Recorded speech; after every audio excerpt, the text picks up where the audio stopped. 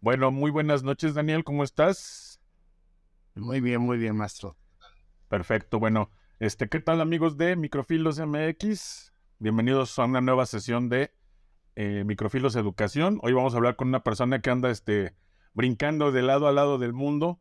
No, no es Felipe Calderón, ¿sí? Es un amigo muy querido más bien. Así, tuve la oportunidad de trabajar con él en la Escuela de Filosofía, en la Escuela de Historia, mejor en la Facultad de Historia de la Universidad de Guanajuato. Él es Daniel Saeto Virgen Zapata. Y bueno, es muy interesante porque es una de estas personas que ha logrado trascender del mero ámbito de las humanidades al ámbito de la tecnología. Y bueno, pues me gustaría que nos platicara un poco de su experiencia. Como les comento, él fue egresado de la licenciatura en Historia. Y bueno, pues nos va a platicar un poquito de él y de su experiencia en este asunto del Machine Learning y de la inteligencia artificial. Entonces, pues muy buenas noches, Daniel, ¿cómo estás? Hola, buenas noches. Primero, yo no soy especialista, así como no soy programador ni matemático para Machine Learning a ese nivel, pero trabajo por la tecnología, ¿no? No estudié historia, después tuve la oportunidad de hacer unos veranos en Estados Unidos y ahí conocí a cierta gente que trabajaba en el área de computación, ¿no? Me interesaba mucho el tipo de proyectos que manejaban. Siempre me gustó un poquito la programación, pues le medio entendía, ¿no? Pues me gustó el tipo de proyectos que hicieron. Yo volví a Guanajuato y cuando terminé tiempo después, se me dio la oportunidad de irme a Boston a trabajar con uno de ellos, ¿no? Como una extra cuestión de data, ¿no? Entonces, me fui para allá, de ahí, creció la empresa y nos mandaron a Tailandia, de ahí nos mandaron, apliqué para unos veranos en la Universidad de Tokio para hacer unas cosas, y después fui a Japón a hacer como, ¿cómo se llama? Como, prácticas en otra empresa, ¿no? Y ya fue cuando empecé a trabajar un poquito más la data aplicada al match. La cuestión de la educación de humanidades, sobre todo, creo que es muy útil, sobre todo la cuestión de lógica. O sea, creo que sobre todo las clases de lógica son muy interesantes y la economía histórica es súper útil para matching y para eso, porque para otros programas, igual Machine Learning son algoritmos, son secuencias de datos, ¿no? Tiene una estructura, ¿no? Igual que la lógica. Entonces, es muy interesante ver la similitud y creo que las estudiantes de humanidades tendrán que enfocarse más en recordar lógica, en gramática también, porque es una cuestión mucho de sintaxis, ¿no? A veces olvidamos la gramática como ciencia, ¿no? Y la retórica, porque también la computadora entiende. Entonces, no solo es saberle decirle bien, sino también poderle explicar o poderle hacer funcionar que entienda. Entonces, creo que esa parte es importante, lo de gramática, lógica y retórica, o humanidades, son muy útiles si van a pasar de datos y la estructura. Porque la estructura de programación es muy similar a la filosófica. O sea, son argumentaciones, pues, ya no es tanta bronca. Entonces, las humanidades creo que es importante. Bueno, yo de trabajo, mi primer acercamiento a la inteligencia fue en 2017. Estaba trabajando en Japón en una empresa que es una empresa de raíces de inversión que se dedica a hacer hostales en diferentes partes del mundo, ¿no? Hoteles, restaurantes y eso. Y yo me dedicaba a hacer análisis de datos para calcular las inversiones de los países a donde íbamos a ir y las ciudades. Y sobre el 2016-2017 empezó un proyecto para la Universidad de Hokkaido, que es la tercera o cuarta universidad más importante de Japón, al norte, con la empresa donde estaba trabajando, que era Full Commission, ¿no? Guiada por un excelente CEO, una de las personas más grandes que conozco para trabajar tecnología y jóvenes educativos, que es Yamasaki Hirobo. Este, Él juntó un grupo de doctorantes, ¿no? Con un grupo de economistas, con un grupo de programadores y empezó a calcular los precios de los hoteles en inteligencia artificial para hacer recomendación de precios. Esa, yo lo había estudiado en práctica, pero esa fue como la primera vez que lo vi pues, en teoría, pero fue la primera vez que lo había aplicado como tal, ¿no? Este, a partir de ahí dije, bueno, es increíble esto porque es algo nuevo, o sea, no tiene una linealidad, ¿no? O sea, no, a veces vemos la tecnología como muy lineal. Y, o sea, su potencia sí es muy lineal, pero las ramificaciones no siempre salen al mismo tiempo. Muchas ramificaciones. ¿Ah?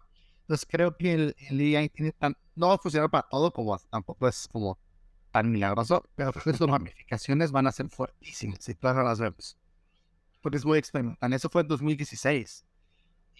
No, y en México, por ejemplo, conozco muy pocas empresas que hagan eso, a ese nivel.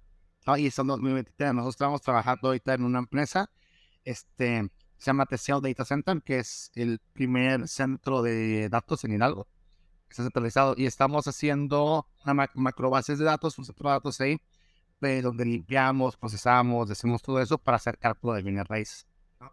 Pero son por lo menos 8 años de distancia. O sea, de aquí a que lleguemos más o menos a poder tener tipo de modelo.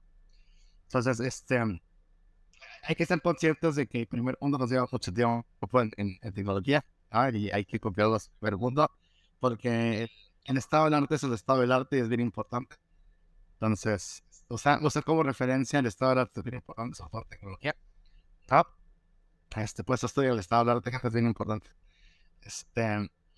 Entonces, bueno, fuera de esta brecha que existe, fue como mi acercamiento. Y ahí ya me dediqué más que nada a trabajar con puro proyecto. Pues trabajamos con lo que hacía análisis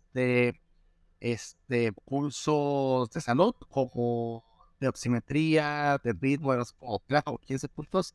Analizaba y detectaba si tenía COVID o no, dependiendo de ciertos puntos. Ajá. Entonces hicimos uno de esos. Entonces trabajamos en equipo con varios proyectos de estos, ¿no? Es como la experiencia que tengo, ¿no? Eso es un poquito como de cómo llegué a esto. Y lo que mencioné ahorita, de lo que estamos haciendo es juntando muchas bases de datos para empezar a tener esta, ¿cómo decirlo? Como poder empezar a tener como centralización de información, ¿no? Porque, por ejemplo, ahorita estamos trabajando en perfiles psicográficos y nos está ayudando la doctora de la Universidad de Massachusetts. Es una postdoctora en estudios de inequidad de género. Entonces, analítica aparte. Entonces, está muy interesante como en el background que tiene, porque es psicología analítica. Entonces, como haces perfiles y eso. Y una de las cuestiones que nos estamos dando cuenta trabajando con data y que van a pasar a las empresas, es que todas nuestras fórmulas y con toda nuestra base de datos, todo lo que queremos hacer está basado en Estados Unidos. O sea, algoritmo, modelo, vallas. O sea, tú ves cómo utilizan mucho la información y es como etnicidad. En México la etnicidad es muy, o sea, tiene una ponderada completamente diferente, ¿no? Entonces, hay mucho, no tenemos esa segregación, tenemos un clasismo, pero eso es diferente variable, ¿no? Entonces, creo que una de las posiciones es que no existe tanta data y no tenemos nuestra propia clasificación de data, ¿no? Este, Ok, quiero hacer aquí entonces un paréntesis porque, bueno, ya de todo esto que nos estás comentando, tu experiencia, pues salen muchos puntos muy interesantes, de gran relevancia, me parece. Voy a detener un poquito entonces en esto que has estado platicando. En primer punto es este asunto, ¿no? En el cual estoy totalmente de acuerdo, cómo en las escuelas de humanidades, por lo menos como están estructuradas en la actualidad en la República Mexicana, no sé si es el caso en otras partes del mundo, de América Latina, de Europa, etcétera, pero es cierto, es muy, muy claro que en cierta medida los estudios sobre lógica no son tan requeridos, no son tan preponderantes como deberían de ser, dada precisamente la situación actual a la que nos estamos enfrentando, ¿no? Recuerdo hace tiempo que en un grupo precisamente que era de exalumnos de nuestra facultad, exalumnos de Valenciana, ¿sí? Había una persona una chica y una mujer que explicaba precisamente, no recuerdo su nombre, una disculpa si nos llega a ver, ¿sí? Y ella explicaba precisamente esto, ¿no? Que para ella las clases de lógica, las clases digamos, de teoría del lenguaje, daban algún módulo en algún momento dado y se hacía una visión muy panorámica del lenguaje, hablando de esto precisamente que señalas tú, ¿no? De la gramática y de la sintaxis del lenguaje, pues explicaba que para ella los estudios en filosofía le habían resultado muy importantes para su faceta como programadora. Ella actualmente se dedica a la programación. No estoy seguro si es un campo similar al que tú trabajas, pero ella señalaba esto, ¿no? Que la educación en lógica le había parecido, digamos, la base fundamental para sus estudios en programación. Y bueno, yo mismo en mi práctica docente en la facultad, en Valenciana, en algunos momentos llegué a sugerir que deberíamos de introducir algún tipo de curso de lógica, pero más bien orientado a la programación, porque bueno, pues me parece que es un área de oportunidad que se está abriendo. Y bueno, como tú lo señalas, ¿no? Nuestro país no es puntero en estas situaciones. Pero aquí, regresando a este punto, ¿qué opinión tienes tú al respecto de introducir este tipo de temas con mayor importancia, con mayor relevancia en los planes de estudio de humanidades? Eh, yo creo que es vital. A ver, ya ahorita ya no lo uso, por ejemplo, ya casi no programo. Realmente yo ya casi no programo, ya manejo más equipos que de repente programar. Pero en el momento que tuve que medio comprender el lenguaje, o sea, que medio saber que una cosa puede ser una falacia que sí no es verdad, por lo tanto lo leo. El modo Stolen, me acuerdo que me salió de 3 o 4, o sea, cuando, ok, o sea, la base pues, es lógica, o sea, básicamente le estás pidiendo a la computadora que una secuencia de cosas, esa secuencia que se tiene informaciones, o sea, es pasado, pues, es un poquito menos abstracto, pero es muy similar. Entonces, yo creo que es necesario porque creo que la programación, la lingüística, la filosofía y la matemática a cierto nivel bajo en tecnología cumplen la misma función. Ahora no, o sea, a nivel bajo filosofía y matemática o lingüística, analógica. Y en programación, o sea, aquí yo creo que es muy importante y metería también, ¿sabes qué? Latín. O sea, más que nada también por la estructura en declinaciones, en entender cómo funciona, en entender que depende de muchas cosas, ¿no? Porque en latín, yo nunca fui bueno con latín, eso queda claro, pero sí el concepto de que, a ver, puedes tener neutro, pero bajo estos conceptos, pero esto cambia. Entonces, ¿cómo ponías cierta palabra y a través de cierta otra estructura, sintaxis, iba determinando esa oración y lo podías decir? O sea, había diferentes variables para definir una oración. O sea, depende de cómo terminaba 3 palabras en lo que decía la oración. Y es una operación. O sea, es una operación, tiene tantas variables. O sea, es X por hace cuentas declaraciones que son 36, las que sea. Una de esas es. O sea, hasta cierto punto lo puedes matematizar, ¿no? Entonces, creo que es muy importante eso porque te va a permitir muy fácil agarrar conceptos que vas a poder aplicar en programación. Que son conceptos abstractos. Yo creo que tendría que ser y que va. Estoy de acuerdo. Hay un manual muy conocido por lo menos en el mundo de habla hispana, que es el manual de Manuel Garrido, y él expone precisamente que hay en lógica dos paradigmas: el paradigma sintáctico, que es esto a lo que nos estamos refiriendo en este punto, y el paradigma semiótico. Ahorita regreso un poco al tema del paradigma semiótico, pero efectivamente el paradigma sintáctico, que corresponde al modo en el que estructuramos las proposiciones para que un argumento eh, pueda decirnos algo, y además decirnos algo pueda ser evaluado o validado, ¿sí? Se llaman pruebas formales de validez en lógica matemática. ¿Sí? Son herramientas efectivamente que me parece que podemos encontrar en diferentes lenguajes de programación, en diferentes herramientas informáticas, pero efectivamente también da la impresión de que en muchos contextos existe una pelea, quizá un poco absurda, quizá un poco infantil, entre humanidades y tecnólogos, en el sentido de decir que no hay vasos comunicantes, que la una no aporta a la otra, ¿sí? Y me parece que esto que tú estás haciendo, pues es clave y es mostrativo de que pues esto no es cierto, ¿no? Sobre todo esto que señalas del latín, en el sentido de que, bueno, estamos viendo cómo la educación tradicional, la educación más tradicional, que es la humanística, realmente todavía tiene algo que decirnos en el contexto de la educación tecnológica, que es muchísimo más reciente.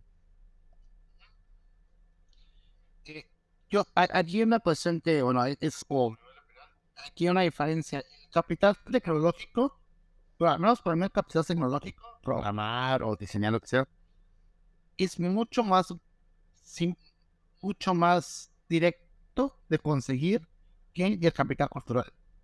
Entonces, aquí es una variedad mucho más grande. Si tú tienes el capital técnico, programado, te sientas y lo sacas. Pero entender conceptos abstractos, económicos, históricos, filosóficos, requiere otro tipo de pensamiento. cierto tipo de almacenamiento y de subtracción de información, que no es secuencial. Cuando tú vas a hacer inteligencia, cuando vas a hacer algo, la parte de los números está resuelta. Yo no hago los números, tengo un matemático y una matemática brillante que no hace los números. O sea, ya tienes gente especializada. Tú ya no los haces, ¿no? Ya en cierto nivel ya no los haces, ¿no? Lo que sí es importante es cómo le vas a dar contexto, cuál es el contexto histórico, filosófico de la ciudad para detectar bien las raíces, cuántas inundaciones ha habido, qué barrios son calientes, qué problemas de violaciones hay. O sea, porque los números no te van a contar la historia, te van a dar la estructura, ¿no?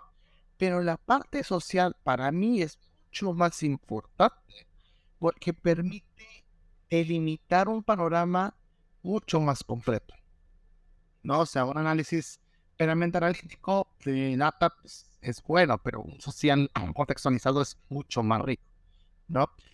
Para mí, el capital tecnológico, y el capital económico, son hipervaliosos, pero conozco mucho más gente con capital tecnológico o económico que con capital cultural.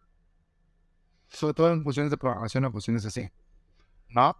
Pues, si tienes el capital cultural, el técnico es una cuestión de disciplina nada más, ¿no? Este, Pero es un punto. estoy totalmente de acuerdo, ¿sí? Precisamente por eso me refería a este aspecto del, digamos, del paradigma sintáctico, que es este paradigma, digamos, lineal al que nos estás haciendo referencia. Pero como comentaba a partir de este texto de Garrido, también existe un paradigma semiótico, ¿sí? Aquí, por ejemplo, Garrido hacía mención de Tarski, un lógico, me parece que soviético, polaco, no recuerdo bien el origen de este pensador. Y Tarski, por ejemplo, hacía hincapié en que la nueva lógica, la lógica del siglo XX, lo que también posteriormente va a dar pie a otro tipo de lógicas que también aplican en programación que se llaman lógicas difusas, fuzzy logic, ¿no? Que habla precisamente de lógicas que no tienen este tipo de barreras tan estructurales. Y bueno, él lo representaba con una proposición que me parece era, no es lo mismo la estrella de la mañana que la estrella de la tarde, ¿sí? O decía algo más, o no sé si era la proposición contraria, que era, es lo mismo la estrella de la mañana que la estrella de la tarde, ¿no? O sea, nos referimos a Venus, pero hablaba de que una proposición, básicamente la idea es esta, una proposición lógica desde el punto de vista semiótico, ¿sí? Tiene un valor de verdad dependiendo del significado. Esto ya es algo totalmente distinto y es más relacionado con lo que me platicabas, ¿no? Con la inteligencia artificial. Nosotros, por ejemplo, vemos este juguete que acaba de salir. Es un juguete porque hay, digo, inteligencias artificiales aplicadas a procesos productivos, pero tenemos este juguete con el que podemos interactuar varios en Internet, que es ChatGPT, donde nosotros le vamos haciendo preguntas y en realidad esta inteligencia artificial va aprendiendo de todas estas redes semióticas de significados que van emergiendo a partir de la interacción con las personas. Bueno, ChatGPT funciona muy interesante. ¿Sabes cómo funciona ChatGPT?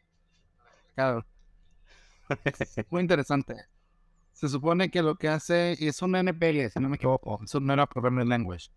Entonces lo que hace es agarra todas las palabras diferentes, las pondera. Entonces si tú dices como, hola, ¿cómo estás? Bien escrito, analiza qué responde más comúnmente la gente que escribe, hola, ¿cómo estás? Bien. Pero si tú escribes qué onda, no te contesta igual. Porque pondera estadísticamente como la gente que hace así le gusta que le responda. ¿Sabes? Entonces, sí o creo que cada vez se van a aplicar, se van a poner más a disposición de la producción, ¿no? Pero creo que también muy poca gente le puede sacar provecho a cierto nivel. O sea, es mucha gente me va a preguntar, pero estructurar, porque al fin y al cabo es un lenguaje de programación, tiene que tener un contexto. O sea, si no sabes programar, no digo que no no que no puedas, por supuesto, pues, o sea, pero que no le estás sacando el mayor jugo. Porque yo soy programador, o sea, que entiendas cómo funciona la computadora, cómo le tienes que preguntar, qué secuencia, como ese tipo de cosas. No sé si te acuerdas, hay una película del muy famoso Will Smith, ahora tristemente célebre famoso Will Smith, que se llama Yo Robot, y está investigando el fallecimiento de un científico amigo de él, y está hablando con un holograma que es una inteligencia artificial, y las preguntas que le va haciendo se las va respondiendo esta inteligencia artificial precisamente con esto, ¿no? Le dice, esa no es una pregunta correcta o esta no es una pregunta adecuada, vuelve a intentarlo, ¿no? Entonces, tiene que ver mucho precisamente esto, ¿no? O sea, la inteligencia artificial no es una inteligencia humana, vaya, que pueda tratar de comprender a una gran velocidad diferentes tipos de significados. Sin embargo, me parece que estamos o que se está trabajando en esa línea, ¿no? O sea, el hecho de que se puedan contrastar diferentes bancos de datos de significados, precisamente para hallar la respuesta más óptima, más humana, ¿sí? A las preguntas. Sí, sí, ya, ya en un ejemplo muy tangible, por ejemplo, nosotros calculamos el precio óptimo estimado de una propiedad, ¿no? Eso ya existe, ¿no? Creo que la parte matemática, eso no es el problema, la parte social y sobre todo la parte de falta de información, ¿no? Que es otro problema que también se tiene que hacer, ¿no? Este, Creo que la falta de información hace que se retrase mucho la producción de información porque no existe esto. Y al mismo tiempo, volvemos a creo que va lo mismo, como la industria no está conectada con las universidades, es una broma. Primero, cuando yo estaba haciendo como prácticas o así en otros lados, estaba haciendo en otros lados, automáticamente tenías que hacer internship, automáticamente prácticas. Te voy a dar una empresa, ¿no? Y practicabas, y veías lo que necesitaba el mercado, ¿no? Entonces, creo que esa falta de conexión industria-academia le pesa mucho para generar la tecnología que se necesita. O sea, yo veo los programadores que me llegan a mí en México, que están 10 años atrás de lo que necesito. O sea, porque les enseñaron cosas muy básicas y ya no van. O sea, cambia tan rápido la tecnología que os tengo que ganar así, ¿no? O sea, no todos, ¿no? Por ejemplo, hay un chavo que hizo prácticas con nosotros, en un año ya estaba para enviarse a Japón y lo contrató ahora, por ejemplo, porque fue bueno, pero pues muy pocos dan el ancho, ¿no? Porque salen un poco, no quiero decir mal preparados, pero no actualizados, ¿no? Como va la tecnología tan rápido, no creo que la única forma es empezar esa conexión con la industria, ¿no? Este, pues darle por debajo, o sea, hacer buenas prácticas, o sea, también que los empresarios o la gente que tiene industrias tengan mejores procesos de producción de información para que los estudiantes puedan aprender esos procesos, o sea, es un círculo completo. ¿No? Entonces, creo que es un tema que también tendremos que trabajar en otro. Sí, definitivamente, ¿no? Y esto me lleva entonces a otra pregunta a partir de otras pláticas que he tenido contigo, ¿no? Donde señalas y dices, em, sin, sin el interés de hacer vaya, un tipo de clasificación elitista donde se diga, bueno, el primer mundo maneja de esta manera, mientras que el tercer mundo maneja de esta manera, sino hablando así de los hechos concretos que son los que tú conoces, ¿sí? Tú me comentas y me dices, en América Latina, en México concretamente, ¿sí? Hay un atraso en temas no solamente educativos, sino gubernamentales, ya que los gobiernos no están haciendo uso de estas nuevas tecnologías, ¿no? De la inteligencia artificial y del machine learning para el desarrollo de sus políticas públicas, ¿ok? Más allá del diagnóstico de por qué ocurre esto, que pues ya nos explicaste un poco a partir de esta no vinculación entre empresa y universidades, ¿sí? ¿Por qué los gobiernos, este tipo de gobiernos latinoamericanos, el mexicano, por ejemplo, no están acercándose a este tipo de tecnologías? ¿Cuál es tu opinión al respecto? Yo creo que por la estructura, o sea, necesitas un estado más sólido para poder hacerlo. Los estados no es tan sólido. O sea, no sé, pues la corrupción existe, ¿no? O sea, pues, nadie hace su trabajo bien. Pues, a ver, o sea, en promedio, vivimos en un país que no nos exigimos tanto, ¿no? ¿No? Y el Estado es parte de, ¿no? Entonces, yo creo que el Estado es muy endeble y no hace que las regulaciones funcionen, por eso la gente no entrega las cosas a tiempo y el formato que tiene que ser. También creo que las instituciones no tienen el presupuesto que deberían de tener para que funcionen adecuadamente. Y de igual forma creo que no tienen a los profesionales para hacer eso. O sea, es difícil conseguir gente, o sea, para hacer datos, o sea, para hacer, no es fácil. O sea, yo cuando tengo que hacer algo así fuerte, necesito un matemático al momento, no tengo que tener Monterrey, por ejemplo, si estoy en México, en Guadalajara. ¿No? O sea, no hay tantos tan buenos especializados en ciertas áreas, ¿no? Entonces, falta la mano de obra y falta en la capacitación, que esa es otra cuestión. Debe de ser también una cuestión de una regulación legal respecto a la información institucional y la privacidad de datos, ¿no? Creo que es un deber que los de primer punto ya solucionaron. Creo que se debe al nivel de desarrollo que tiene el país. Creo que no está dentro de las prioridades del país por el momento en el que está y por el momento en el que pertenece el desarrollo histórico. Hay otras prioridades y creo que por eso no tiene las herramientas completas, todas esas herramientas que necesita para entonces, o sea, son muchas herramientas para hacer ese tipo de tecnología. Y la tecnología en esta infraestructura no la tenemos. Estoy de acuerdo, sobre todo en el último tema, aunque habría que señalar aquí un punto, ¿no? Relativo precisamente a esta tétrada que has señalado tú, o a este trío de puntos, ¿no? Corrupción, infraestructura y recursos públicos, ¿no? Hace una semana, o menos de una semana, se dio a conocer algo que ya se había dado a conocer también en medios de comunicación, que es este centro de inteligencia que que se desarrolló en la época precisamente de Felipe Calderón, con el ahora triste célebre Genaro García Luna, en el cual se hablaba de un superbúnker, ¿sí? Y la expectativa que se tenía de ese superbúnker, en el cual se invirtieron carretonadas de dinero que escapan a la comprensión así de cualquier persona de a pie en México y en otras partes del mundo, ¿sí? Metieron muchísimo dinero.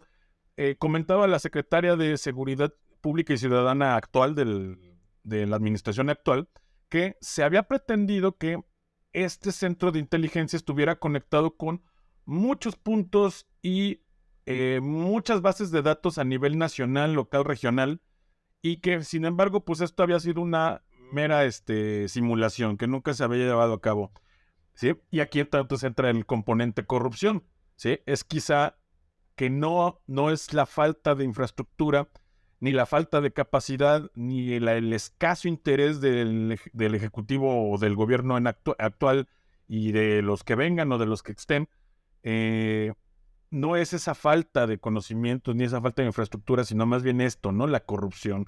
Podría ser quizá la respuesta a este atraso tecnológico, ¿no? Creo que son todas, ¿no? O sea, sí, creo que es unas y otras. O sea, es que creo que una va por relacionada con la otra.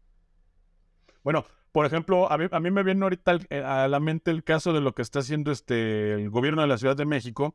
Eh, Anunciaron hace un tiempo, hace algunos años, no sé cuál sea la situación en el estado del arte, como comentas tú, de un centro de generación de datos, ¿sí? De parte del gobierno capitalino, de parte del gobierno de la Ciudad de México, precisamente para tratar de introducir este tipo de tecnologías, ¿sí?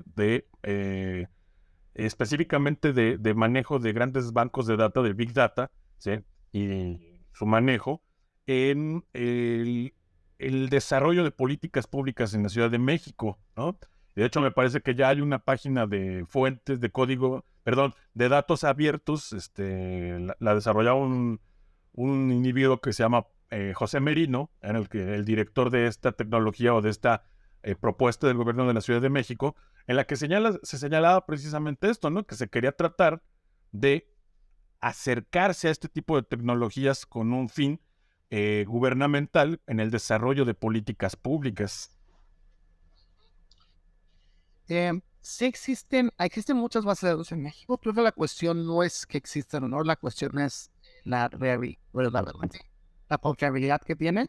Uh-huh. Y segundo, la falta de estructura general.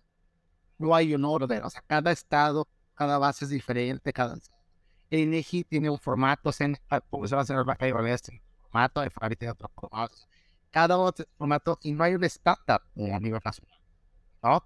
Entonces, muchas instituciones de información, sí, pero no está organizada y es nada, ¿no? Eso es. En la FED de Estados Unidos y debido hasta cuánto cuesta un pollo, ¿no? Es el query. Eso no puedo hacer. Ok. Creo que existe la información, pero no existe el proceso el proceso después de generar la información. La información es una parte. ¿Cómo la haces útil es otra parte? ¿Cómo la colectas? ¿Cómo la limpias? ¿Cómo la estructuras? ¿Cómo la analizas para entonces ser? No, o sea, la información en sí no. O sea, la data es data. Lo que necesitas siempre. Son estrategias, es decir, insights. La minería de datos, ¿no? Ajá, ajá. O sea, necesitas como la decisión o hacia dónde irte con esa información. Y eso lo sacas a través de un proceso no solo de información, sino de colectar, limpiar, procesar, organizar, estructurar para entonces utilizar. Entonces, la data que tenemos no es suficiente, no está estandarizada y no está muchas veces procesada. Ok. Sí, estoy de acuerdo. A mí me tocó participar en el Censo Nacional de Población y Vivienda 2020.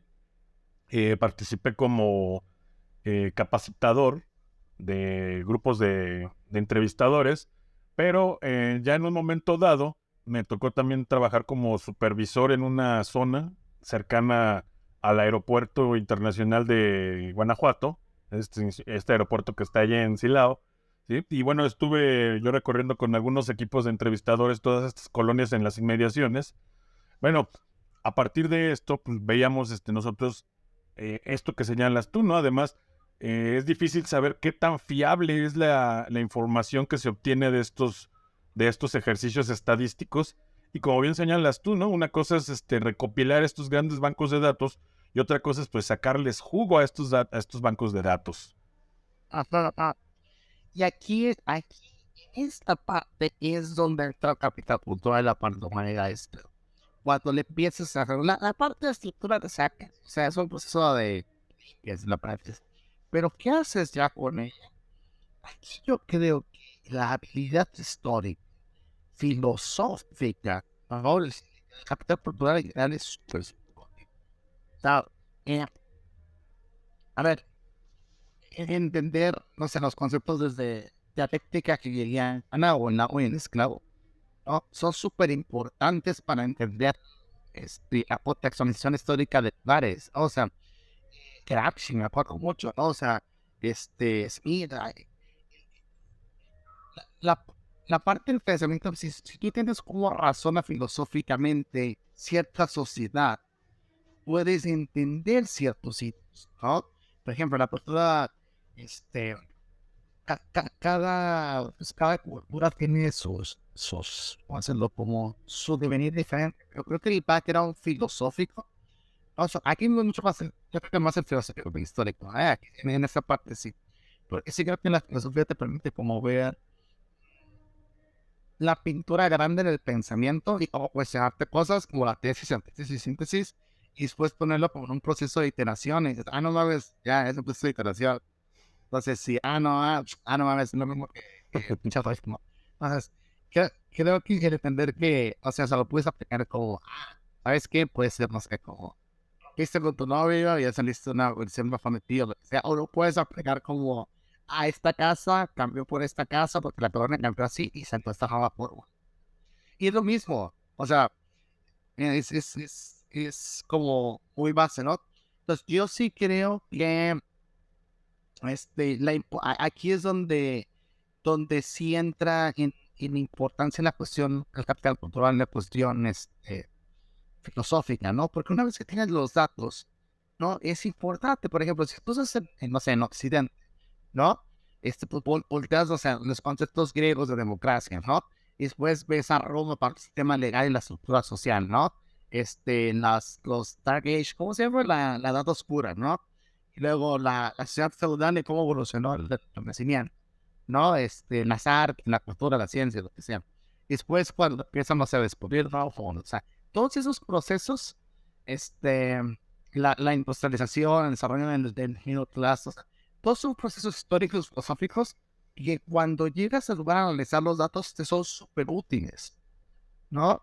Porque dices, Gramsci por esto, Hegel por esto, Adorno por o sea, A eso se refiere, no sé, en la voluntad de poder, o a eso se refiere, no sé, por ejemplo, Heidegger es muy interesante leerlo también para datos se me hizo muy interesante leer a Heidegger, o Sartre, por ejemplo, ¿no? Entonces, por ejemplo, cuando ¿cómo se llama? Hay una nada donde se angustia, no sé qué, se angustia, no sé qué cosa, y que se pregunta, de la soledad y cómo se angustia, cómo le preocupa y no sé qué, y tiene como un listado de preocupaciones, y por ejemplo, en ese listado de preocupaciones, hicimos un test psicográfico, el listado de preocupaciones, como 5 o 6 salían de cuestiones que había mencionado Sartre. Y dice, no mames, o sea, como si volteas a ver a sus güeyes, literalmente está como muchas cosas. Ya no mames, realmente vas a parar un chingo de zapatos. O sea, le tomo buena economía, le tomo filosofía, ecuaciones y como el background, ¿right? Vas a poner muy bien contextualizar la data, ¿no? Pero creo que es importante contextualizarla a través de una fundamentación lógica, filosófica, tiene que tener una razón, ¿no? O sea, no solo yo lo dice porque me dicen los créditos que es, no, porque yo sé que el desarrollo crediticio en México va retrasado, que hay muy poco acceso al crédito, vivimos en una sociedad que se separa ideológicamente, etc. Cuando entiendes eso, entonces vas a poder sacar mucho más jugo, vas a poder, no sé cómo decirlo, como optimizar lo que necesitas hacer, ¿no? Entonces, la gente de la academia se va a hacer datos de la filosofía, porque es bien útil eso, ¿no? Totalmente de acuerdo. Eh, y además juega mucho que ver esto que señalas, ¿no? Yo en algún momento en alguna página de internet no muy académica leí que pues hablaban y decían, me parece que era un reportaje así pequeño, decía, las 10 profesiones del futuro, algo así, ¿no? Y obviamente pues hablaban de ingenieros de programación, de ingenieros de sistemas, de gente que se dedica al Big Data, etcétera, pero también mencionaban a la filosofía y decían, es importante porque hay que enseñar a pensar, ¿no? Y bueno, yo me quedé, realmente me sorprendió esa proposición. Una vez estaba haciendo un estudio para unos influencers, nos salió, hay un tipo que era el coach de Chichaito, ¿cómo se llama? Diego Fraide, una cosa así, no sé qué. Y él así como que no tengas a la mujer, ten huevos, no sé qué.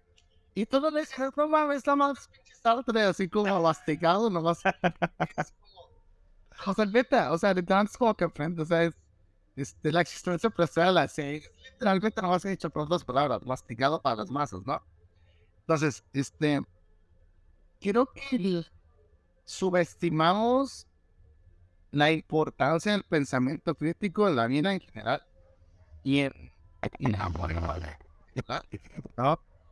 Creo que el hecho de apoyarnos a sentimos que han pensado cosas mucho más o sea, aquí no hablo de que uno esté bien o mal, yo no me voy a meter en secciones de que se carne, ¿sabes? O sea, no. No sé, incluso para cosas interesantes. Pero creo que hacen cuestiones de vida, plantean preguntas complejas, totales, y cuestionan. Y eso, algo que, y el hecho de cómo cuestionan y que se preguntan y que se equivocan y que van evolucionando, pero que se van contestando y que van evolucionando, es muy parecido a la cuestión de la tecnología o del AI artificial o del machine learning.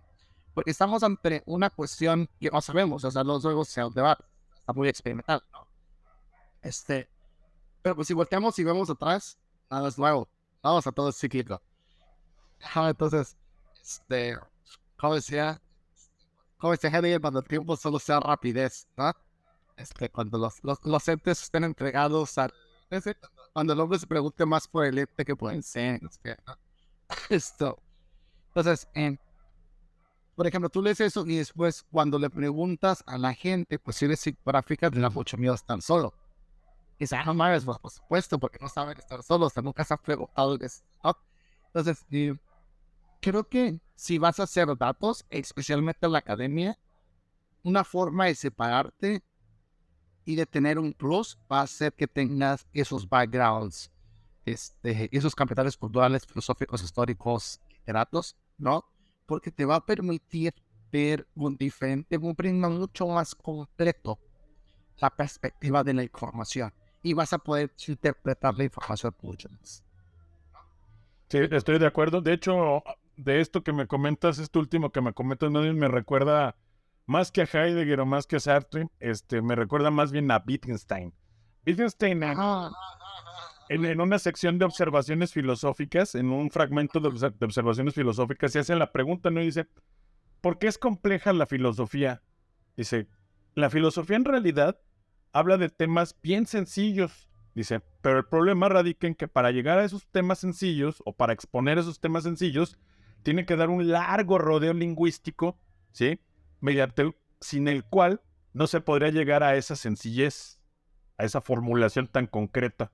Entonces, quizá más bien es en el pensamiento de Wittgenstein, a partir de lo que yo he leído y a partir de lo que he escuchado yo, en donde quizá podríamos encontrar más bien una idea filosófica que pueda significar estos alcances de la inteligencia artificial. Todos, o sea, creo que todos van sumando. Pero desde que dice que el lenguaje es el límite del mundo, por supuesto, o sea, eso programación aplica completamente. Uh-huh. Yo solo puedo usar las variables que tiene ese lenguaje. No puedo inventar, pero puedo programar las librerías, por supuesto.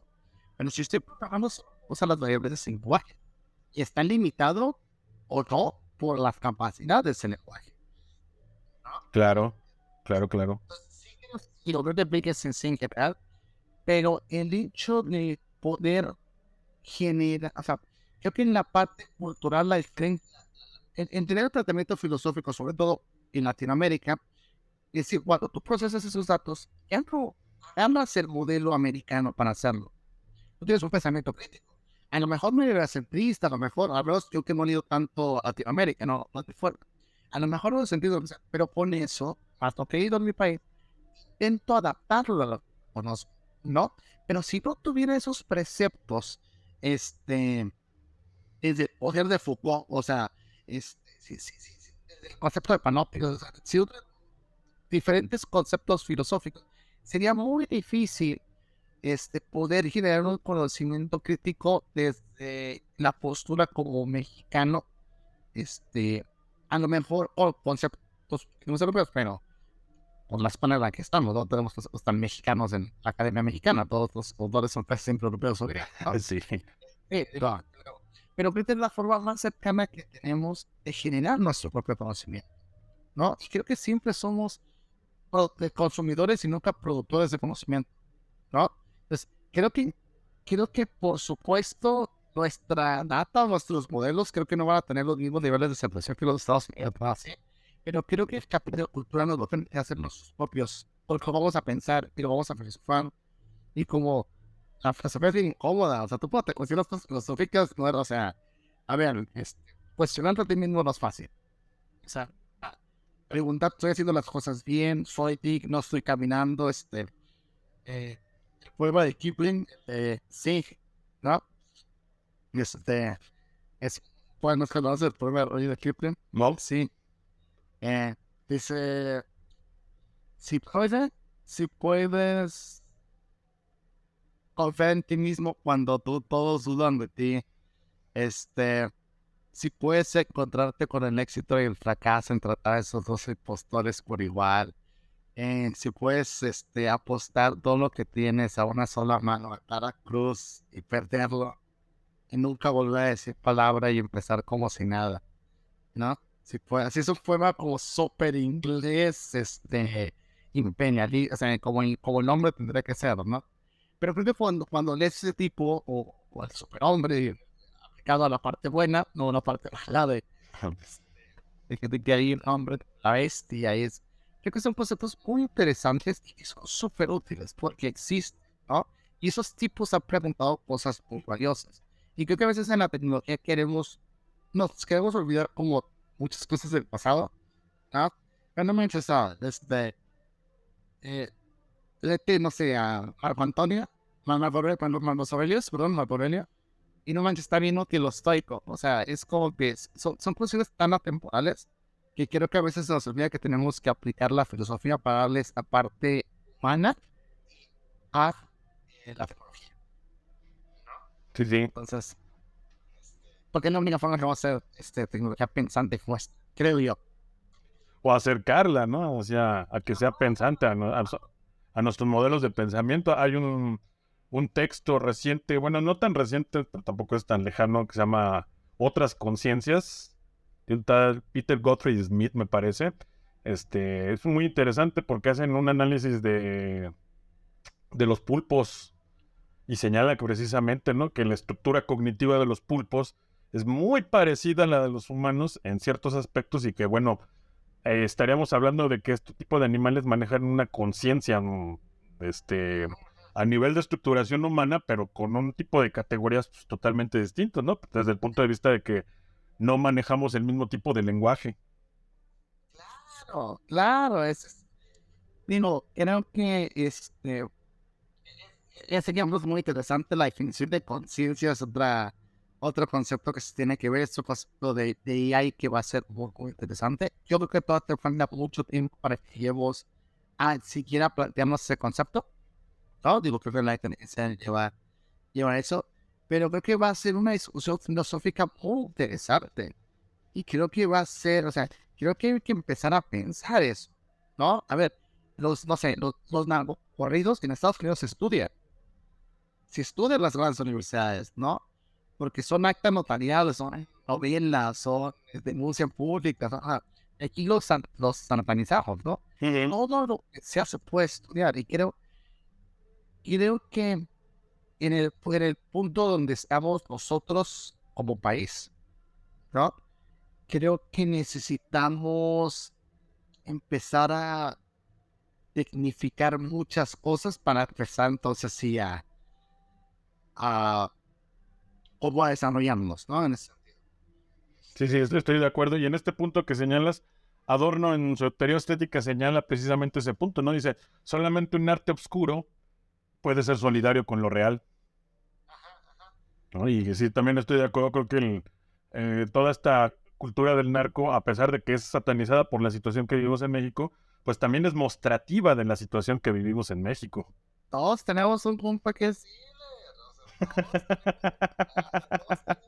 compa que es de todos tenemos un primo en Estados Unidos que pasamos rato, o sea, es la realidad de este país, que no nos gusta algo diferente. O sea, y volvemos a lo mismo, creo que es esta cuestión de cuestionar, de que es un principio filosófico vital, ¿no? Que incomoda mucho. Sí. Bueno, pero regresando a esto, ya como última pregunta antes de despedirnos, este último punto que señalabas, entonces, ¿tú crees que estamos en un momento dado en que la inteligencia artificial está eh, precisamente más bien orientada a problemas de aprendizaje y todavía está lejana entonces a problemas como el de la conciencia? Yo creo que sí, porque creo que el capital va a buscar primero la optimización para funciones económicas, porque el capital es capital. Y entonces se va a cuestionar por cuestiones más del ser, o digo, o sí es verdad, sí. Sin embargo, creo que, como dice Shakespeare en Julio César, siempre hay unos hombres de sueño ligero, ¿no? Esos tipos que duermen ligero por las noches, el estilo de Cassius Brutus, que van a utilizarla para otros fines, ¿no? Yo creo que sobre todo los grandes científicos socioanalíticos que tienen los europeos y los americanos para hacer mucho uso de esa tecnología en cuestiones cognitivas, porque en Estados Unidos la academia sí va pegada, porque yo estoy seguro que el capital va a encontrar una forma de hacer negocio con esto, ¿no? Pero sí creo que en una primera instancia va a estar más preocupado por generar ganancia económica que por generar modelos de conciencia. Muy interesante, muy interesante. Pues, Daniel, ha estado muy interesante esta plática el día de hoy. Ya nos aventamos prácticamente la hora. Me gustaría saber si tienes algún comentario final y también que le comuniques aquí al público que nos está siguiendo.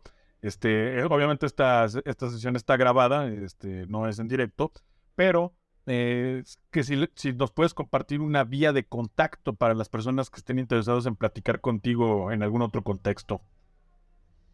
Claro, claro, primero sé quiero hacer algunas prácticas, solo si nos estamos reclutando gente para centro de datos. Tenemos sociólogos, no sé, ramadones. Somos muy interdisciplinarios, ¿eh? Este, y me gustaría mucho recalcar la cuestión de la lectura y el capital cultural.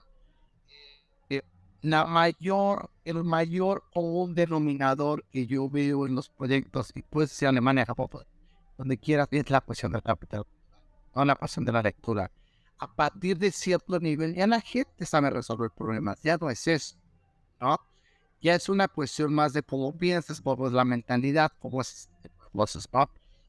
El hecho de leer y el hecho de seguir aprendiendo, el hecho de filosofar, el hecho de seguir, hace que siempre estés dispuesto a aprender, ¿no? Y eso hace que siempre estés preparado para la siguiente, para lo que sigue, para lo que sigue, ¿no? Entonces, creo que el hecho de seguir leyendo, es muy importante, para la gente, ¿no? Y vayan fuera, vayan y vean, pues pasen el punto, salgan, que te salgan muchísimas cosas. Cultívense, gente. Muy bien. ¿Dónde te encontramos, Daniel? Mi correo es saeto88, saeto88, se me gusta. Lo vamos a poner aquí en la sección de comentarios del canal para que la gente entonces que esté interesada se comunique contigo. Dani Boy, muchísimas gracias por tu participación en Microfilos. Espero que no sea la última. Espero que podamos seguir debrayando sobre estos temas de inteligencia artificial, machine learning y su relación con la filosofía porque está muy interesantes. Te agradezco mucho tu participación. Un abrazote donde estés. Nos estamos viendo. Sale pues bueno, muchas gracias amable público de Microfilos. Recuerden, pues soy Miguel Ángel Hernández y hasta pronto.